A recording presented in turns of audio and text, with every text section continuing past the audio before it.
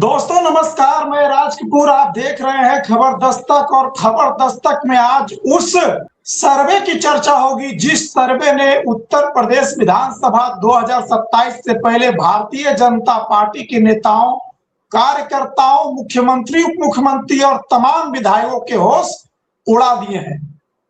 हमने पहले दिन आपको बताया कि इस सर्वे में भारतीय जनता पार्टी के तमाम विधायकों से उत्तर प्रदेश की जनता नाराज है और सर्वे के दूसरे दिन हमने बताया कि उसी सर्वे में भारतीय जनता पार्टी के सहयोगी दल ओम प्रकाश राजभर की पार्टी 2027 में 0 पर सिमट सकती है। और आज उसी सर्वे में से एक हेडलाइन निकल कर आई है, एक बड़ी खबर निकल कर आ रही है कि उत्तर प्रदेश के डिप्टी सीएम ब्रजेश पाठक से जनता काफी नाराज है और जनता इतनी नाराज है कि जनता चाहती है कि 2027 में ब्रजेश पाठक को टिकट नहीं मिले। जी बिल्कुल सही सुन रहे हैं आप। यह जो सर्वे आया है उस सर्वे में उत्तर प्रदेश के डिप्टी सीएम ब्रजेश पाठक से जनता काफी नाराज है और इतनी नाराज है कि जनता चाहती कि 2027 के चुनाव में ब्रजेश पाठक को टिकट नहीं मिले। इन तमाम मुद्दों पर बातचीत करने के लिए हमारे साथ मौजूद है आलोक पाठक सर। आपने सर सर्वे के 2 हिस्सों को चर्चा कर दिया। एक में बताया कि भारतीय जनता पार्टी के अधिकांश विधायकों से जनता नाराज है। दूसरे दिन आपने बताया कि ओम प्रकाश राजभर की पार्टी 2027 के चुनाव में 0 पर सिमट सकती है। और आज जो बड़ी खबर आ रही है कि क्या समाजवादी पार्टी को 2 कौड़ी का पार्टी बताने वाले डीसीएम ब्रजेश पाठक 2027 का चुनाव हार जाएंगे। जी हाँ, मैं आपको बताऊं, लखनऊ कैंट विधानसभा है और इस विधानसभा पे को भाजपा का गढ़ माना जाता है 1991 से लेकर 2026 तक, पिछले 35 सालों में ये सीट हमेशा से सिर्फ एक बार भारतीय जनता पार्टी इसमें आ रही है 2012 में।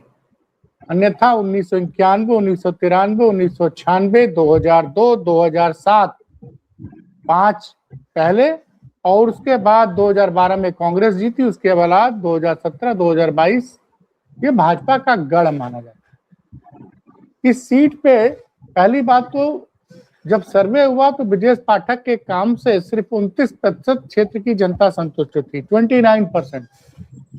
61% जनता, 71% जनता उनके काम से संतुष्ट नहीं थी, 71%। मतलब हर 3 में से 2 आदमी जो है ब्रजेश पाठक के काम से नाखुश थे। और दूसरी बड़ी बात थी कि इस सीट पे समाजवादी पार्टी के उम्मीदवार को इस सर्वे के हिसाब से ये सीट समाजवादी पार्टी जीतेगी। तो सोचिए, इस सीट पे आज तक या तो कांग्रेस का रहा है विधायक, बीच में इस सीट से चरण सिंह भी चुनाव जीते हैं जो उत्तर प्रदेश के मुख्यमंत्री रह चुके हैं, और दूसरे दल भी रहे, लेकिन सपा बसपा को कभी लखनऊ कैंट विधानसभा पे जीत नहीं मिली। जबकि 1991 से लेकर 2017 तक सपा और बसपा का दौर था उत्तर प्रदेश में, जिसमें एक बार बसपा की पूर्ण बहुमत की सरकार बनी 2007 में, 2012 में समाजवादी पार्टी की पूर्ण बहुमत सरकार बनी और 2002 से लगातार सपा और बसपा सबसे बड़े दल के रूप में उत्तर प्रदेश में चुनाव में आते रहे। तो जिस सीट पे आज तक कभी समाजवादी पार्टी की नहीं जीती, वहां बताया जा रहा है कि 2027 में समाजवादी पार्टी और अच्छी खासी मार्जिन के साथ, मैं आपको आंकड़े बता रहा हूं कि कितने लोग जो है 68% लोग कह रहे थे कि समाजवादी पार्टी का विधायक यहां से चुनाव जीतेगा। मतलब 70%, 71% लोग ब्रजेश पाठक के काम से नाराज है और 71 में से लगभग 99% लोग ये चाहते हैं कि यहाँ पे समाजवादी पार्टी का विधायक को हम वोट देंगे। तो ये एक चौंकाने वाली बात है कि ब्रजेश पाठक, जिनका खुद का जनाधार नहीं है उस सीट पे, ये उनकी लोकप्रियता का एक पैमाना भी है कि आप खुद की अपनी सीट बचा नहीं पा रहे हैं। उप मुख्यमंत्री के रूप में आप उप मुख्यमंत्री हैं 4 सालों से, आपके पास प्रदेश का सबसे महत्वपूर्ण विभाग स्वास्थ्य विभाग है और क्षेत्र की 71% जनता आपके काम से खुश नहीं है। आपके क्षेत्र की 68% जनता कहती है कि सीट पे अब समाजवादी पार्टी का विधायक हम देखना चाहते हैं। तो जरा सोचिए, अभी ये ब्रजेश पाठक जी समाजवादी पार्टी को 2 कौड़ी की पार्टी बता रहे थे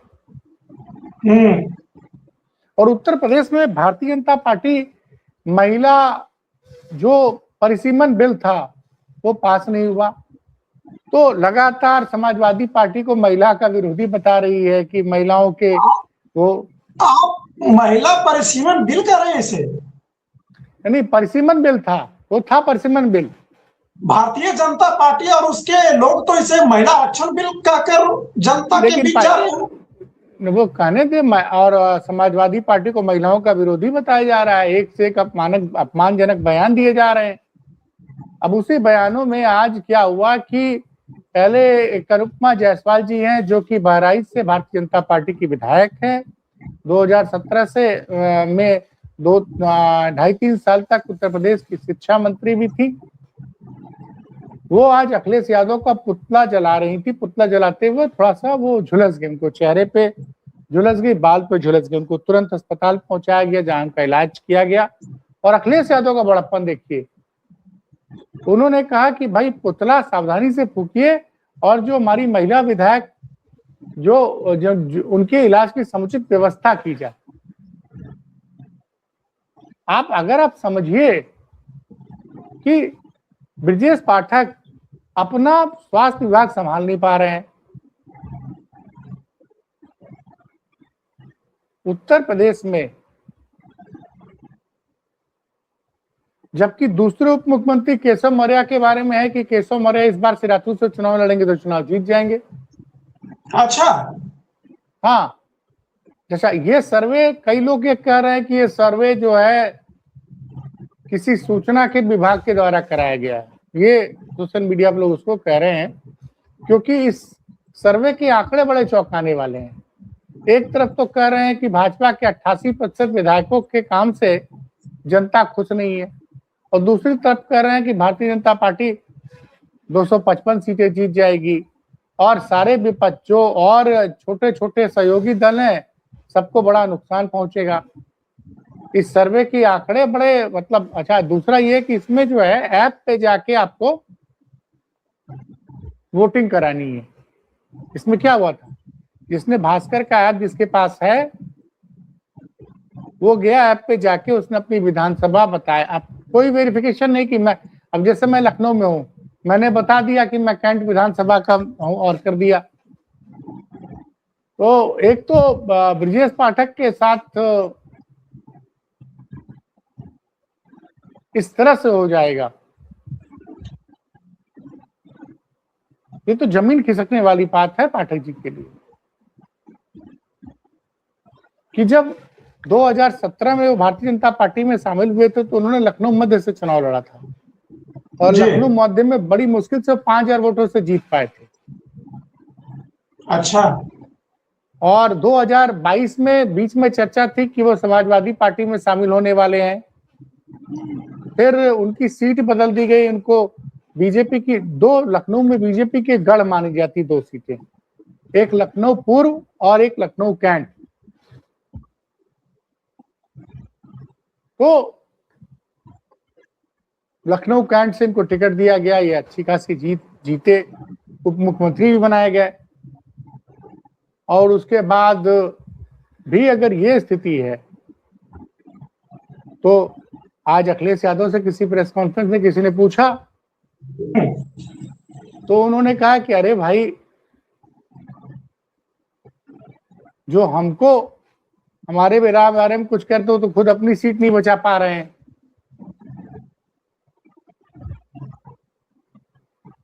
तो ये ब्रजेश पाठक के लिए जिनको कि भारतीय जनता पार्टी ब्राह्मणों का नेता बनाना चाह रही है, मतलब भारतीय जनता पार्टी ब्राह्मणों के नेता के रूप में उनको प्रोजेक्ट कर रही है। और मजेदार बात यह है कि लखनऊ कैंट में बड़ी संख्या में ब्राह्मण वोटर भी हैं। तो उनको इसका मतलब अपनी जाति का भी समर्थन नहीं मिल रहा है। और लखनऊ कैंट में ज्यादातर एक तो कैंटोनमेंट है, तो सेना कैंटोनमेंट वहां पड़ता है। लखनऊ कैंट में बड़ी संख्या में सेंट्रल कमांड का हेड ऑफिस है, यहाँ पे हेडक्वार्टर है। और बहुत संख्या में बड़ी संख्या में लखनऊ कैंट में रिटायर्ड सेना के जवानों और अधिकारियों ने मकान ही बना रखा है। इससे ये पता चलता है कि सेना में काम करने वाले लोग और सेना से रिटायर हो चुके लोग भारतीय जनता पार्टी की नीतियों से खुश नहीं हैं। देखिए, आपको समझना पड़ेगा, कहीं ना कहीं उत्तर प्रदेश में तो अग्निवीर का असर दिखा आपको 2024 के चुनाव में, लेकिन 2027 के चुनाव में भी अग्निवीर बड़ा मुद्दा बनने वाला है। आप कुछ कह रहे थे। आप बता रहे हैं सर कि जिस सीट से ब्रजेश पाठक अभी जीते हैं वो सीट भारतीय जनता पार्टी की गढ़ है, और एक बार कांग्रेस छोड़ करके इस सीट पर हमेशा से भारतीय जनता पार्टी का कब्जा रहा है। हाँ, पिछले 36 सालों से। जो सपा और बसपा अपने सर्वश्रेष्ठ दौर में थी, जब उनकी सरकार थी, तब भी यहां से भारतीय जनता पार्टी का उम्मीदवार जीता है। और इस बार सर्वे में बताया जा रहा है कि यह सीट भारतीय जनता पार्टी के हाथ से फिसल सकती है और समाजवादी पार्टी की सीट ये हो सकती है।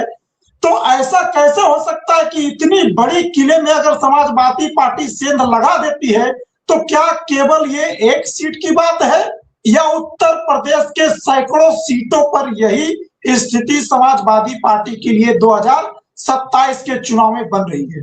ये मैं जानना चाहता हूँ। राज कपूर जी, आप समझिए कि 2024 के लोकसभा चुनाव में भारतीय जनता पार्टी को करारी हार का सामना करना पड़ा था।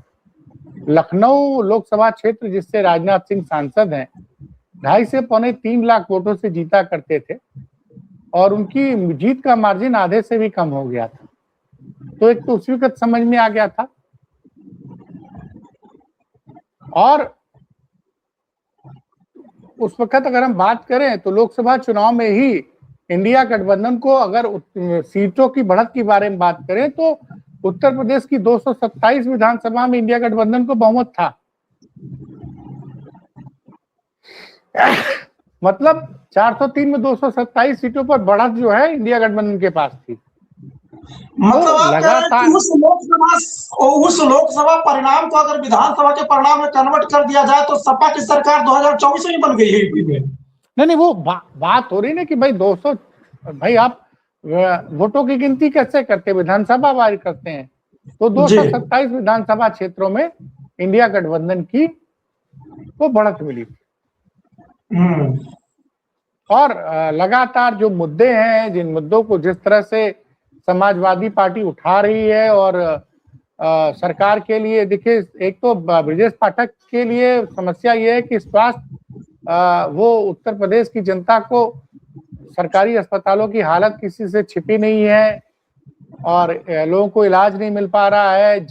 अस्पताल में बेड नहीं है, वेंटिलेटर काम नहीं कर रहा है, कहीं पे MRI काम नहीं कर रहा है, न CT स्कैन हो पा रहा है। तो तमाम हर रोज खबरें आती हैं। तो स्वास्थ्य विभाग का बुरा हाल है।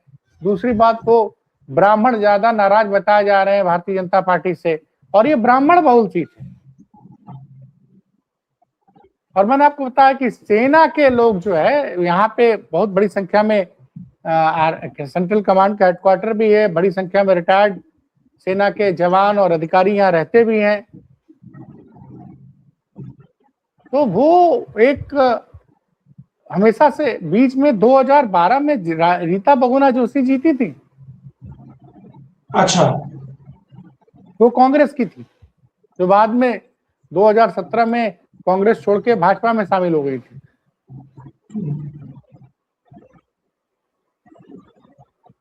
तो और रीता बहुगुणा जोशी उसके प्रयागराज से सांसद बनी थी। वैसे रीता बहुगुणा जोशी के बेटे समाजवादी पार्टी ज्वाइन कर चुके हैं। हो सकता है समाजवादी पार्टी रीता बहुगुणा जोशी के बेटे को यहाँ पे चुनाव में उतार भी सकती है। तो एक ब्रजेश पाठक, और देखिए अगर छोटी मोटी लीड होती, लेकिन अब आंकड़ा जो है कि 67% लोग चाहते हैं कि का कहना है कि हम यहाँ से इस बार समाजवादी पार्टी का उम्मीदवार विधायक बनेगा। तो बहुत बड़ी बढ़त है अगर ये सर्वे सही है तो, क्योंकि सर्वे के आंकड़ों की विश्वसनीयता पे हमेशा सवाल उठते हैं, मैं दर्शकों को बता दूं। लेकिन चूंकि इस सर्वे की चर्चा हो रही है और तो अगर इस सर्वे को सच माना जाए सर, जैसा कि आप बता रहे हैं कि आंकड़ों सर्वे के आंकड़ों की विश्वसनीयता पर सवाल होते हैं, लेकिन अगर मान ले कि ये सर्वे सच होता है और ब्रजेश पाठक की सीट पर अगर जनता की नाराजगी है और आप बता रहे हैं कि ब्रजेश पाठक की सीट पर ब्राह्मणों का वर्चस्व है, मतलब ब्राह्मण बहुल सीट है जिस सीट से ब्रजेश पाठक लड़ते हैं, तो क्या उत्तर प्रदेश में जो ब्राह्मणों की नाराजगी दिखाई जा रही है, जो बताई जा रही है, जो मीडिया में चल रहा है कि उत्तर प्रदेश की योगी आदित्यनाथ की सरकार से ब्राह्मण नाराज हैं, क्या इन सर्वे में ब्राह्मणों की नाराजगी साफ दिख रही है? और क्या 2027 के चुनाव में ब्राह्मणों की नाराजगी दिखेगी? और दिखेगी तो क्या केवल इसी सीट पर या उत्तर प्रदेश के कई अन्य सीटों पर भी? अरे मैं तो बार बार कह रहा हूँ ना, ब्राह्मण बहुल सीट है बनारस, वहां पे मोदी जी की मार्जिन आधी हो गई। बनारस, लखनऊ में भी बहुत संख्या में ब्राह्मण हैं, यहाँ पे भी राजनाथ सिंह की मार्जिन आधी हो गई थी।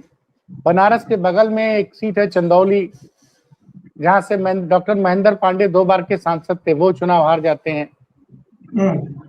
बड़ी संख्या में बलिया में भी ब्राह्मण हैं, उन्होंने इस बार समाजवादी पार्टी के प्रत्याशी सनातन पांडे को वोट दिया, सनातन पांडे बलिया में सांसद चुने गए और पूर्व प्रधानमंत्री चंद्रशेखर जी के पुत्र वहां से चुनाव हार जाते हैं। सोचिए, तो आपको समझना पड़ेगा। उन्नाव बहुत बड़ी ब्राह्मण बहुल सीट है, वहां से साक्षी महाराज 2-2, 3-3 लाख वोटों से जीतते थे, इस बार 35,000 वोटों से जीते जी।